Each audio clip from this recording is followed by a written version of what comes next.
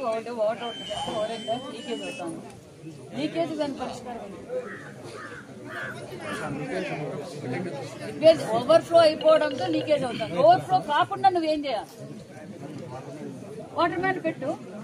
నేను డబ్బులు ఉన్నాయి కదా సార్ ఇవ్వడం కదా మీకు ఫండ్స్ ఇస్తున్నారు కదా, మరి పెట్టచ్చు కదా. ఏం చేస్తున్నారు? ఏది ఈ వార్డు ఎక్కడ నుంచి మాట్లాడద్దు నువ్వు. మీరు పని చేయించుకోవాలా? పని చేయించుకోండి. వాళ్ళు ఏం చెప్తారంటే ఏమైనా మాట్లాడితే సర్పంచ్ చెప్పలేదన్నా అని చెప్తారు. వాళ్ళు చెప్తారు కదా. కనీసం వాటర్ దాంట్లో కూడా డబ్బులు శానిటేషన్ కి చెప్పేదినండి. శానిటేషన్ కి ఈ వార్డు ఎక్కడ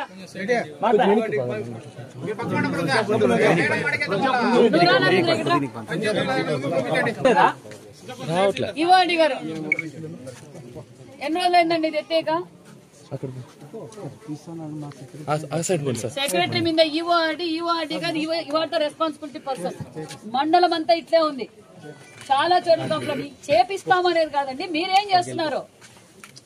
ఏం నిధులు లేవా? శానిటేషన్ వర్క్ లేవా నిధులు?